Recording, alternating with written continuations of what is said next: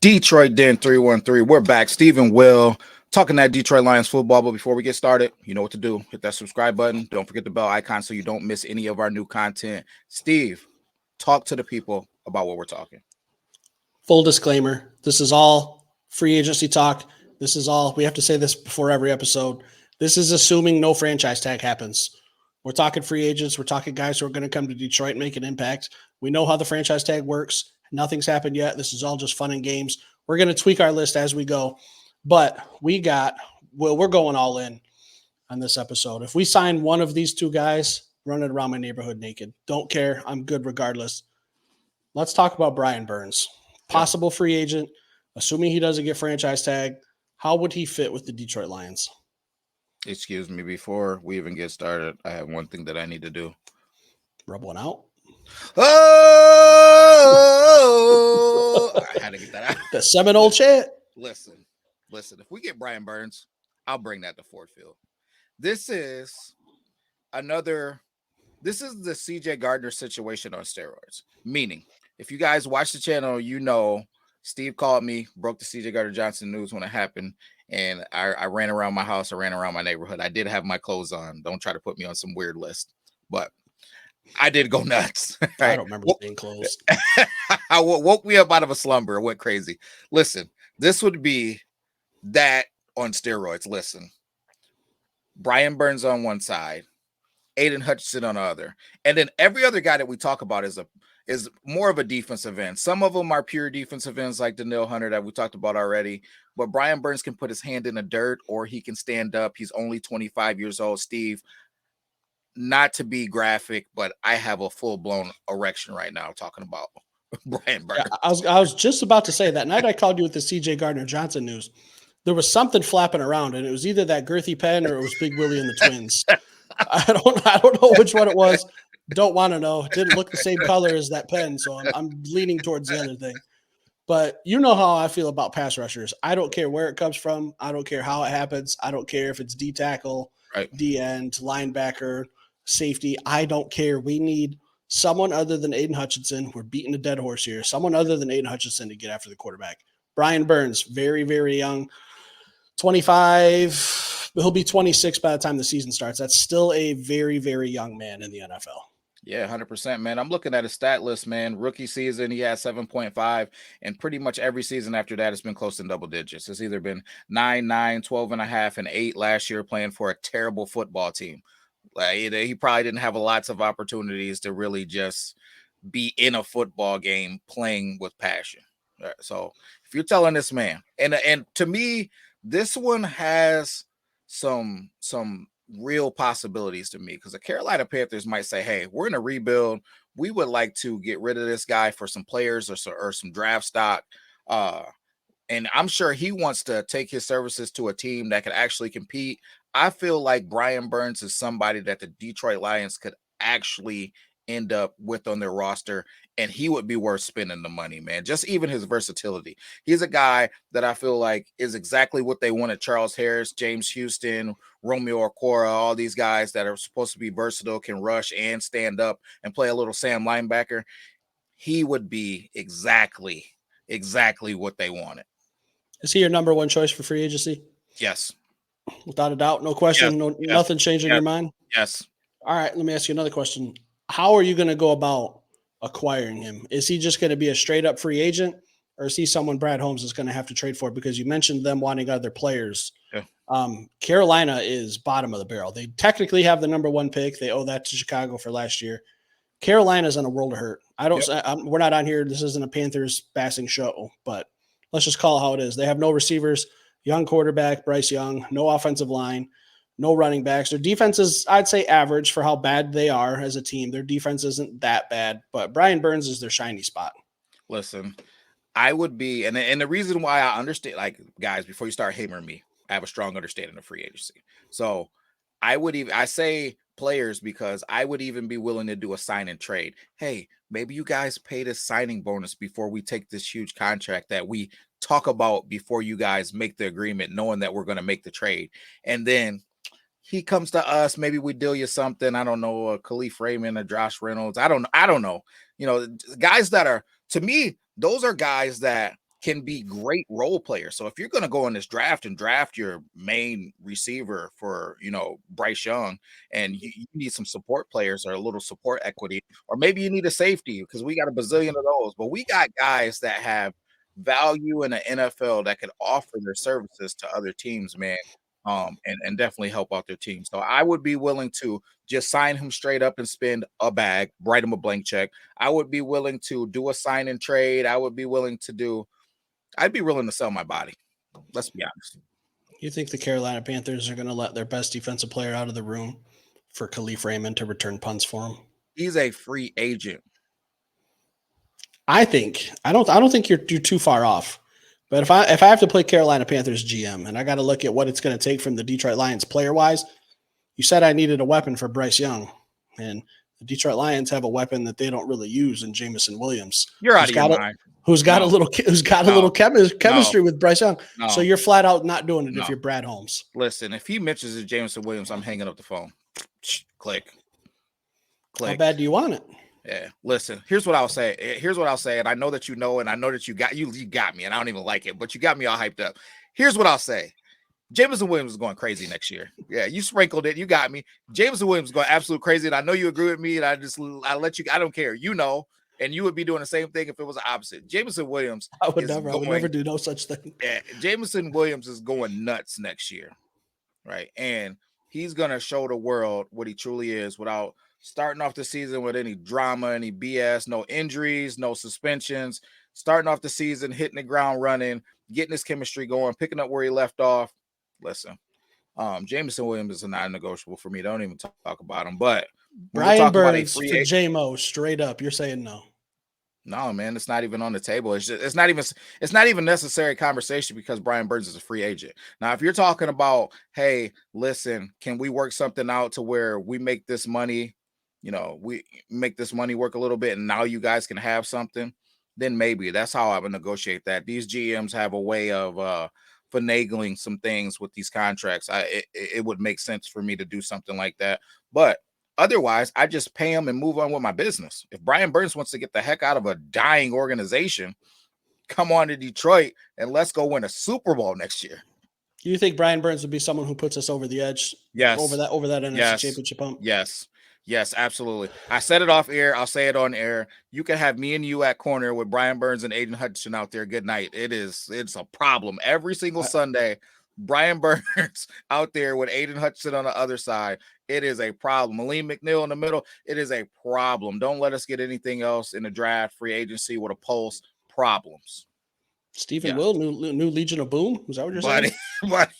Yeah, it would. Those guys, Cam Sutton wouldn't have struggled this year like he did, man, if he would have had freaking Brian Burns on the other side of Aiden Hutchinson. Here's what I think. I love Brian Burns. I don't know if he's my number one, but he's definitely in my top five. My top five, like I said, anyone who can rush the passer, anyone who can consistently get pressure. Brian Burns is that guy. Does he get us over the hump?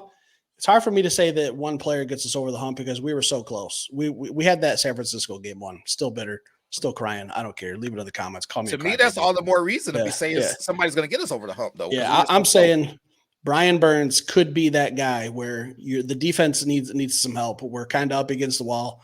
The snow's falling, the avalanche is coming down. Nobody on defense stepped up and made a play. Brian Burns could be that guy. He could have been that guy to stop the bleeding. And I tell you right now, he's probably blindly ranking my top five free agents. He's probably two or three.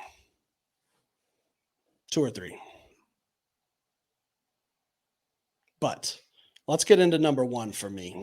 I was just about to say, please enlighten me. I guess we have to. If Brian Burns is my number two, and I think he's a more realistic option than my guy. I'm talking Josh Allen, the linebacker from the Jacksonville Jaguars. Listen. Again, operating under the assumption he doesn't get franchise tag. Either one of these guys makes me extremely happy. I don't care where it comes from. I don't care. They're both of roughly the same age. They both put pressure on the quarterbacks in different ways. Josh Allen is an absolute beast. In 2019, he was my number one draft pick, and I wish we were podcasting back then so that I could back this up. The kid from Kentucky went one pick in front of us, broke my heart. We got stuck with TJ Hawkinson. Yeah, man. Listen. This is, if you're telling me that we didn't get Brian Burns, let's say on a Thursday, Brian Burns resigns or goes somewhere else on a Thursday, and then I wake up on Friday morning and I see that we signed Josh Allen, I'm gonna be very happy, man. I am not gonna be. There's not gonna be any negativity. I'm not gonna lose any sleep. 1A, 1B. The only thing for me with Josh Allen is with the Jacksonville Jaguars being a team that's competing, I can't see them letting them walk out the door. But like you said, we're talking perfect storm because we said the same thing and everybody said the same thing last year about CJ Gardner-Johnson. There's no way, it's not even possible, whatever. Brad Holmes is the type of guy to do his due diligence. So nothing is completely impossible. So if you're telling me that we had an opportunity to get our hands on him, I'd 100% be in. I think either one of these guys helps this team out tremendously. The only reason why I like Brian a little bit better is because I think he offers a little bit more versatility. Not a lot, because I've seen Josh Allen do some things standing up too. So let's before you guys, like I'm like, hey, you better back up, boy. Yeah, but you know what I'm saying? I'm not saying, but I think Brian Burns offers a little bit more versatility and maybe a little bit more speed, and he's a year younger. That's all. I mean, you put their frames, their body for body. They're both 6'5", 250, 255. They're pretty much identical players. Yeah. A year of age. Yeah, and listen, I know that this is a long shot. I know Brian Burns is more of a realistic option than Josh Allen. I know that, and it's a landslide. Yeah. I just think, I don't know. Is Jacksonville like a destination? Are they really that close to competing for a Super Bowl with the AFC loaded? The AFC South is going to get better. I think they were kind of beat up this year. The Titans, the Colts, the Jaguars, they got the Houston Texans who are up and coming. That division is going to be tough. It's going to be tough to win the division. You're looking at wild cards, while I think the Detroit Lions, future-wise, are in a much better position. So if I'm Josh Allen and I had to pick, if I'm not being biased, I would say Detroit came close. They should be playing in the Super Bowl. I go there. I put them over the hump. I'm still getting 20, 25 million a year. Let's go. I'm flying to Detroit, DTW. Get me a flight. I would say this too, even on top of that, opportunities to have career days. Somebody's not getting double teamed. You can't. We watched every single team either come to Detroit or when we came to them account for Aiden Hutchinson. They had backs chipping them. They had extra linemen chipping them.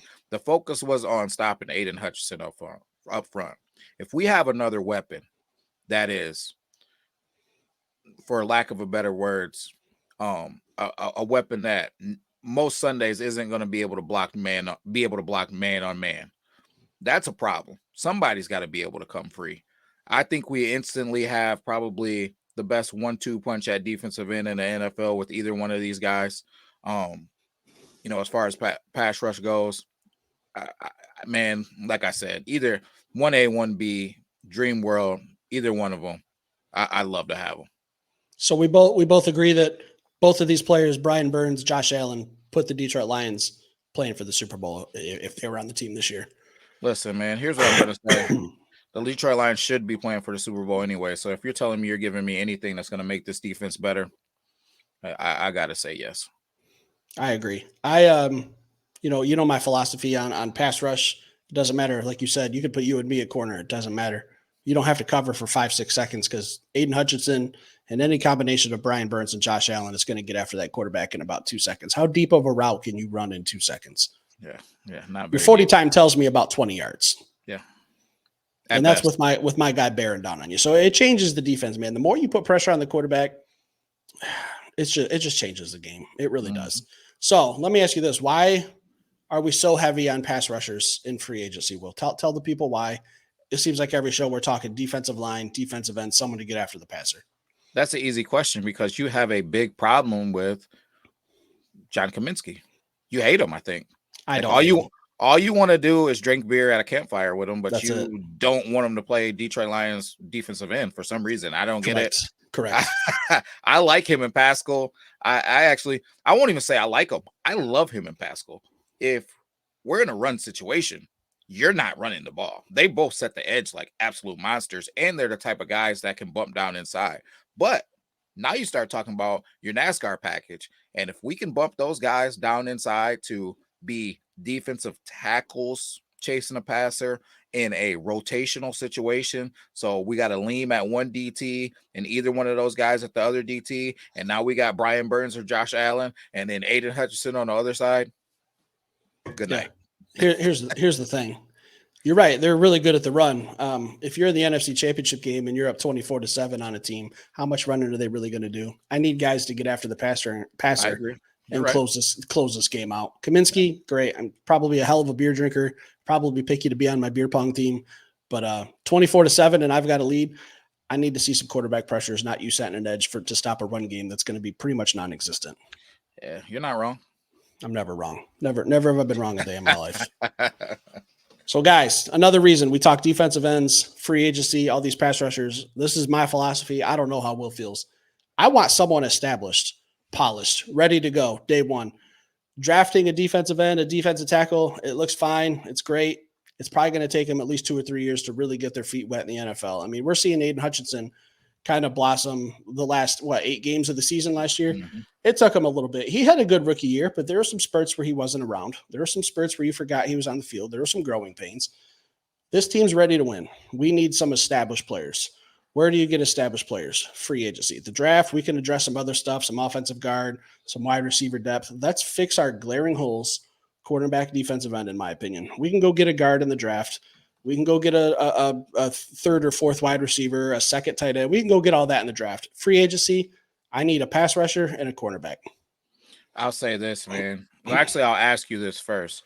If you can only have one or the other, are you getting your pass rusher or are you getting your corner in the free agency? I hate you. You're welcome. I hate you. It depends, and it really does, because if I can get a Jalen Johnson, quarterback from Chicago, I'm happy. If I don't get a pass rusher, if I can get a Brian Burns or a Josh Allen and not get Jalen, I'm still happy. So it really doesn't matter. I think we definitely need to address one or the two. I'll tell you this. I'm not happy if we get L'Jarius Sneed or Jalen Johnson and we don't get a pass rusher, because I think that any cornerback in the NFL is going to get exposed if you have tons of time. You're not allowed to touch them. You can't sneeze on them. You can't put your hands on them. You can't look at these guys wrong. You can't hit them in certain places. It's just this whole league is designed for the defense to be at a disadvantage, man. And when they want to see these offenses score points and put butts in the seats and have excitement, I need a pass rusher, man. I need, if for a worst case scenario, if Kendall Vildor has to go back out there, I need Brian Burns or Josh Allen or Danielle Hunter chasing this quarterback and making it tough on these quarterbacks, man. Listen, or we'll just go get somebody on the draft what we've shown that we can do, like a Nate Wiggins. You know what I mean? Don't steal our content either. So there's some of you out there, don't steal our content. But we talk about a guy, then he pops up the next day on a certain network is all we're going to say. It's crazy. Crazy to see. Coincidence. Yeah. No, you're right. And I think we saw that in the Baltimore game. There was like 3 or 4 plays where Lamar Jackson was literally in the pocket, like pointing at his receivers, telling him where to go because he had all day. There was no one in his face. Yeah. Got to put pressure on the quarterback. It's number 1 rule on defense, disruption. Oh. Maybe I'll come up there and teach your high school kids some of that disruption if you ever need me to. Just please do. Yeah. He said it. I'm holding that. I'm snipping that. So, guys, we've talked about a couple pass rushers, Josh Allen, Brian Burns. Leave it in the comment.